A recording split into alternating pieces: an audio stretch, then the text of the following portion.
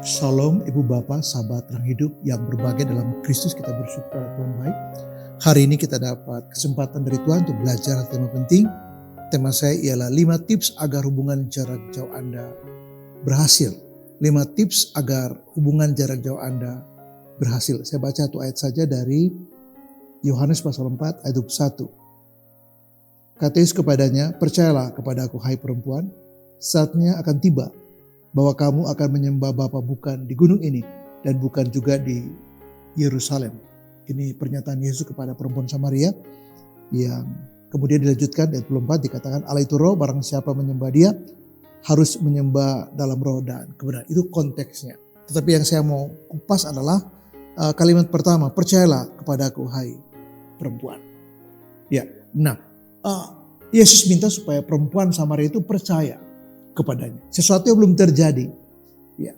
Tetapi dia harus percaya kepada apa yang dikatakan oleh Yesus. Nah, untuk menolong kita supaya hubungan jarak jauh kita berhasil dengan seseorang, mungkin pacar atau teman dekat atau seseorang yang spesial buat kita, maka yang penting yang pertama ialah, mungkin pertanyaan pertama adalah bagaimana caranya supaya hubungan jarak jauh saya berhasil. Yang pertama adalah kita membangun komunikasi yang baik dan positif dengan dia. Nah, kita perlu saling bicara dan komunikasi ini tidak terjadi dengan sendirinya. Kita harus bangun dan harus ada komitmen untuk membangun. Ini lakukan secara kontinu, mungkin secara berkala, mungkin tidak usah tiap hari sekali, tapi mungkin 2 hari sekali. Ya kecuali penting ya kita harus mungkin lebih sering berkomunikasi. Nah, mengapa? Karena dalam komunikasi itu pasangan kita tahu tentang kita dan kita tahu tentang dia. Jadi sama-sama kita tahu. Mungkin juga ada aspek di mana kita saling merindukan. Tapi kalau tiap hari mungkin kerinduan tidak terlalu besar. Tapi barangkali informasi. Nah, ketika kita membangun komunikasi yang baik, yang positif, konstruktif, kita bisa mungkin curhat. Kalau ada masalah kita bisa bicara. Atau mungkin kita mau sharing. Ya, atau seperti katakan tadi, ya kita mungkin rindu ya. Kalau orang pacaran itu biasanya jangankan sehari, sejam juga tetap ya rindu. Bahkan masih di dekatnya pun ya tetap rindu. Kita merindukan dia ketika dia akan bahkan ada di depan kita gitu. Jadi ya kita perlu untuk membangun komunikasi yang positif, yang baik, yang konstruktif. Dan ini tidak bisa terjadi dengan sendirinya. Kita harus lakukan dengan serius dan memang kita punya komitmen. Ya, sebab kalau kita di sini dan dia di sana atau dia di sini, kita di sana. Nah, jadi long distance relation seperti itu harus betul-betul dibangun atas ya komunikasi yang baik. Nah, komunikasi yang baik itu mencarikan banyak sekali kebekuan, bahkan bisa mengatasi yang disebut dengan misunderstanding.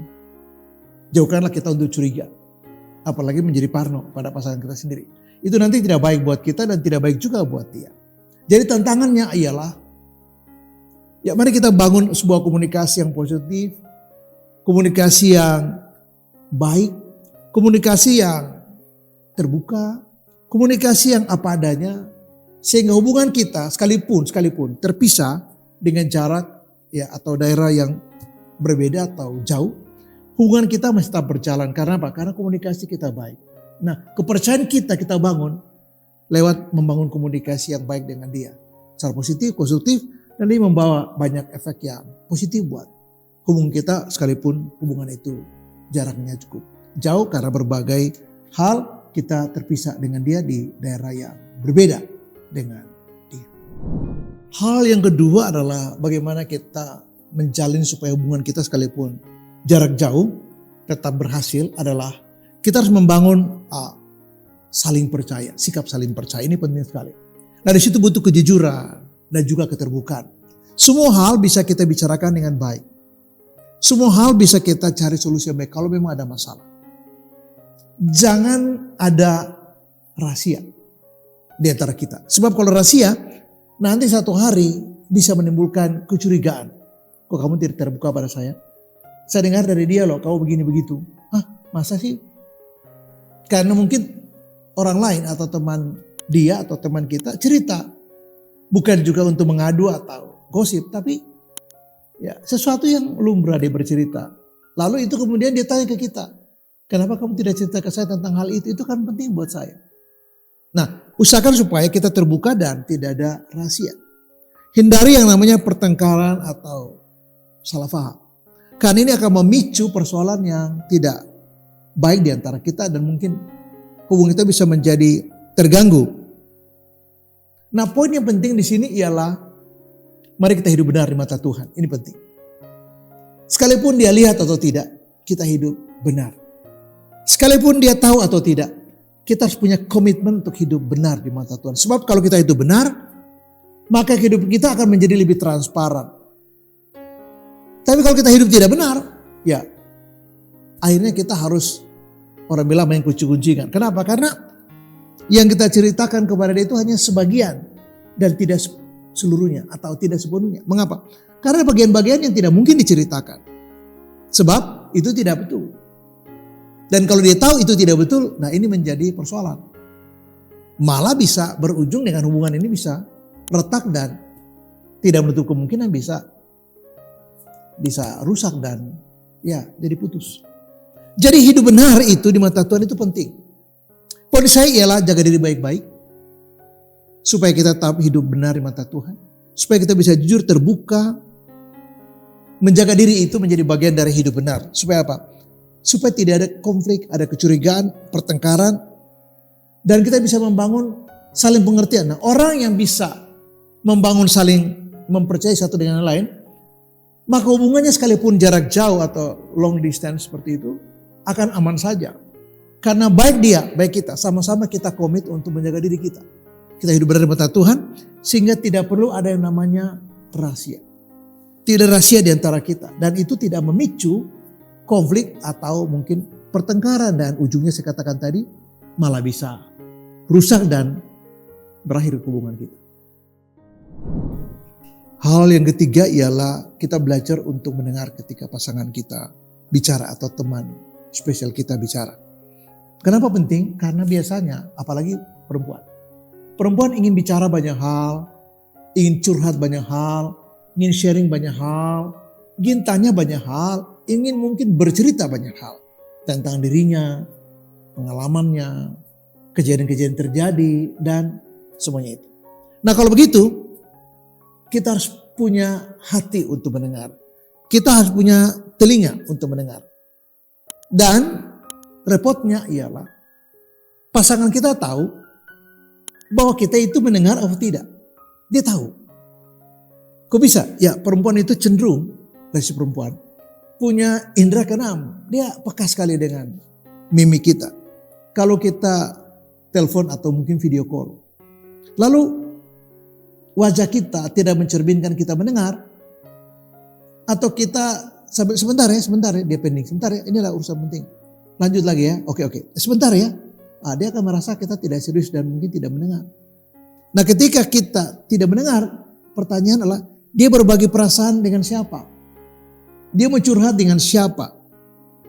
Padahal dia akan nyaman sekali kalau curhat dengan kita. Karena kita adalah teman spesial atau sebaliknya.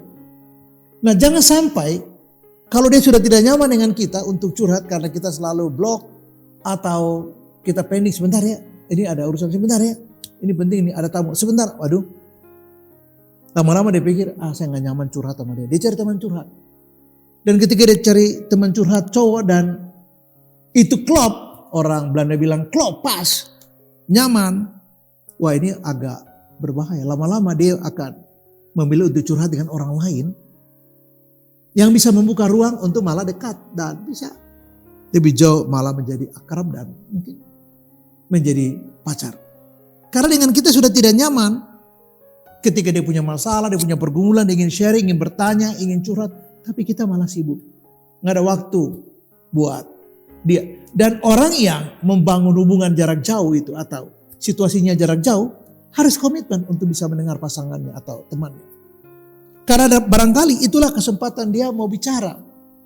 Mungkin penting karena dia ingin masukan. Menurut kamu bagaimana ya? Kalau begini saya dapat tawaran kerja loh. Jauh lebih baik. Tapi kotanya berbeda. Dari sudut prospek lebih bagus itu. Tapi suasana kerja saya belum tahu. Kalau di sini udah nyaman. Tapi salary-nya lebih besar di sana. Menurut kamu gimana? Dia mencurhat hal yang penting. Tapi justru malah kita nggak ada waktu buat itu. Nah, poin ketiga adalah kita belajar untuk memiliki hati dan telinga untuk serius mendengar. Karena itu penting buat hubungan jarak jauh, supaya selain komunikasi kita yang baik, kita saling percaya, kita juga mau mendengar sesuatu yang penting yang dia ingin sampaikan kepada kita. Hal yang keempat yang penting ialah kita perlu membangun yang disebut dengan kedewasaan. Ya, kematangan dan maturitas yang baik. Mengapa? Karena kita saling berjauhan. Nah, disitulah kita belajar untuk mandiri, belajar untuk banyak hal menangani sendiri, tidak dependen kepada orang lain. Mengapa? Karena segalanya kita bisa kerjakan atau belajar mengerjakan sendiri. Misalnya anak-anak ketika mereka kerja di luar kota atau mereka studi di luar negeri, atau kerja barangkali di Australia, di Jerman, di Amerika, di Inggris, atau di Jepang, atau di Australia, atau di mana saja lah, di mana saja. Ya, entah mereka sekolah, entah mereka kerja, mereka harus belajar untuk adaptasi budaya, bahasa, bagaimana di sana cara menjalani kehidupan, seperti apa, itu berbeda sekali. Nah, itu butuh kedewasaan, kematangan, kemandirian, mungkin juga kerja keras. Sebab cenderung melakukannya semua sendiri, apapun sendiri. Ya, sehingga saya katakan di poin sebelumnya penting untuk mendengar, karena barangkali dia mau sampaikan hal penting dan kita perlu untuk mendengar. Nah, kedewasaan sangat diperlukan dalam konteks hubungan jarak jauh. Bagaimana kita bisa membangun hubungan jarak jauh yang berhasil? Ya, kita harus punya kematangan. Kita harus punya kedewasaan. Kedewasaan iman, kedewasaan diri, kedewasaan dari sudut, sebutlah pengalaman, kedewasaan dari sudut sosial, dari sudut personality, kita harus dewasa. Kedewasaan dari sudut karakter, kita harus dewasa. Sehingga ini sangat menolong kita untuk memanage segala sesuatu dengan baik, walaupun sendiri. Nah, hubungan jarak jauh itu bisa berhasil kalau kita dewasa. Nah, ini harus dibangun, dan kedewasaan itu tidak dibangun sehari, karena butuh di sana tanggung jawab, disiplin, komitmen, kesungguhan. Pertanyaannya adalah, saya mau nggak dewasa? Itu kan persoalannya. Jadi kedewasaan itu bukan soal sekedar usia, tapi soal kematangan, disiplin, soal tanggung jawab, soal capability. Kita mampu nggak melakukan ini? Mampu nggak mengeksekusi ini? Mampu nggak memanage hari-hari kita, kesibukan kita, aktivitas kita, problem kita, situasi kita, dan adaptasi dan segala macam. Apakah kita sanggup? Maka pertanyaan penting adalah, kita mau nggak dewasa? Kalau kita mau, kita pasti sanggup. Selama ada keinginan untuk mau belajar, kita pasti bisa. Mungkin prosesnya akan lebih sulit dan mungkin karena kita tidak biasa saja. Tapi pasti ada ruang untuk kita belajar. Kenapa? Karena orang yang mau dewasa pasti dia bayar harga untuk prosesnya. Kita tidak tiba-tiba menjadi dewasa sehari atau besok sudah dewasa. Sistem kebut semalam, tidak. Tapi suatu proses. Tapi kalau kita punya komitmen, maka tidak ada yang mustahil untuk kita belajar. Kedewasaan adalah poin keempat penting untuk memastikan hubungan kita jarak jauh berhasil. Hal yang kelima ialah untuk menjamin atau menjaga hubungan long distance bisa berhasil adalah kita harus berpikir positif, belajar berpikir positif. Nah, jaga supaya jangan sampai kita berpikir negatif atau berperasaan negatif, buang kecurigaan, buang perasaan yang tidak menyenangkan. Segala sesuatu bisa dibicarakan. Kita harus percaya bahwa semuanya akan berjalan dengan baik. Kembangkan sikap positif, berpikir positif, positive thinking, positive feeling, positive attitude, sehingga semua akan menjadi baik. Percayalah bahwa semua akan baik-baik saja. Saya menutup renungan saya dengan mengatakan begini. Dalam closing statement saya akan mengatakan begini. Yang pertama, untuk menjamin bahwa hubungan kita akan berjalan baik dalam jarak jauh adalah long distance, adalah bangun komunikasi yang baik. Yang kedua adalah membangun rasa saling percaya antara saya dengan teman saya atau pasangan saya. Yang ketiga, mendengar pasangan kita bicara. Yang keempat, belajar untuk dewasa. Dan yang terakhir, tetap berpikir, bersikap positif. Karena itu untuk kebaikan kita dan menjamin bahwa hubungan kita sekalipun jarak jauh akan berhasil. Terus memberkati dan salam. Amin.